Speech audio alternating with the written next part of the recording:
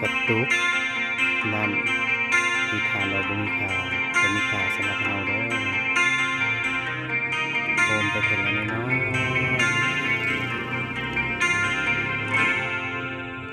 ในเมื่อเพิ่นทานให้เรามีค่าบ่มีค่าก็บ่เป็นความผูกพันในวงเวลาเหล่านั้นมันทำให้เราสองคนได้หักกันมันสิเป็นคำในมื้อหน้าในวงเวลาที่ดีมันทำให้เราเป็นมิตรในวงเวลาเหล่านี้มันทำให้เราสนิทมันทำให้เรานั้นคิดจึงบอกความในใจต่อกัน